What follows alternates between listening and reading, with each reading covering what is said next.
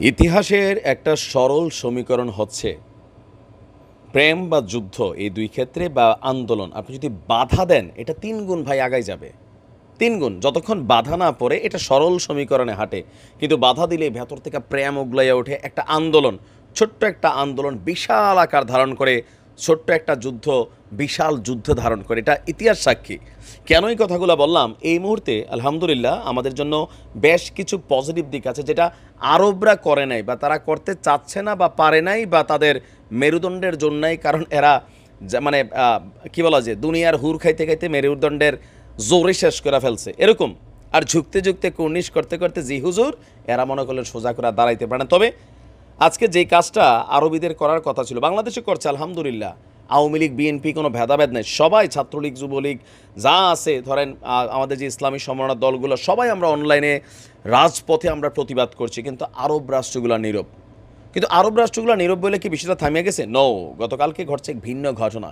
ইতালিতে ছড়িয়ে পড়েছে এই আন্দোলন, গ্রিসে ছড়িয়ে পড়েছে এই আন্দোলন, আমেরিকার এই আন্দোলন প্রায় ইউরোপের, এখন আনুমানিক প্রায় সবগুলা দেশেই সাধারণ ছাত্ররা আমাদের রাফাতে অবস্থানকারী 14 লক্ষ মানুষের জীবন বাঁচানোর জন্য তারা রাজপথে নেমে এসেছে।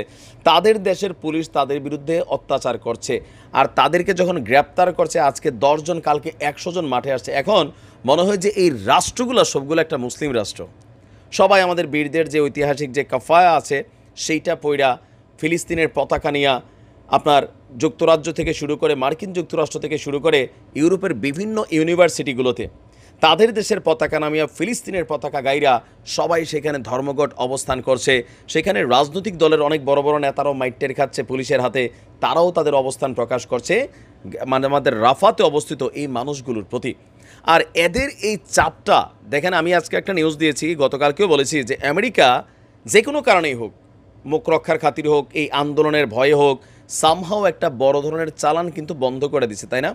আবার অপরদিকে আমেরিকা এবং ইসরায়েলের ভেতরে এই যে একটা আভ্যন্তরীণ একটা খেলা চলতেছে, এটারও কিন্তু একটা ইফেক্ট কিন্তু এই আন্দোলনগুলো। আজকে এই আন্দোলন যত বড় হবে, দিন শেষে এটা আমাদের রাফার জন্য, গাজার জন্য একটা বড় ধরনের ফজিলত হিসাবে কাজ করবে। এতটা বছর যাবৎ এই রাষ্ট্রগুলো তাদের দেশের জনগণের কাছে এই ফিলিস্তিন ইস্যুতে বীরদেরকে একটা সন্ত্রাসী সংগঠন হিসাবেই পরিচিত করে রাখছে। মুসলিম মানে একটা টেনশনের নাম ছিল। এইসব রাষ্ট্রগুলোতে কিন্তু আজকে সবাই বুঝতে শিখছে যে আমাদের রাষ্ট্রের যারা প্রধান আছেন তারা আসলে মানবতা বিরোধী মানুষ। আমাদের ট্যাক্সের টাকা আসলে কোথায় যায়? মানুষ হত্যার কাজে ব্যবহৃত হয়। আজকে যে অভিযান চলছে আমাদের সাধারণ মানুষের প্রতি পৃথিবীর বিভিন্ন দেশে আন্দোলন বড় হচ্ছে।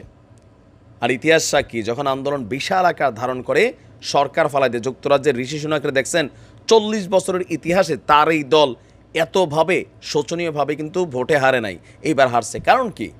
যুক্তরাজ্য জুড়ে ঋষি সুনাক এবং তার সরকারের সামরিক সহযোগিতা, বিভিন্ন ধরনের সিদ্ধান্ত, যেটা গাজাতে লক্ষ লক্ষ মানুষ, হাজার হাজার মানুষের এই দৃশ্য দেখা মানুষের কলিজার মধ্যে ভাই এবার আসছে। তাদের দেশে তো ডেমোক্রেসি আছে, এটার প্রয়োগও করছে। ইনশাল্লাহ ভালো কিছু হবে। আমি ধন্যবাদ জানাই সেই সকল ভাইদেরকে, স্টুডেন্টদেরকে যারা এই আন্দোলনে সামিল হয়েছে, বাংলাদেশ থেকে শুরু করে সারা পৃথিবীতে। আসসালামু আলাইকুম।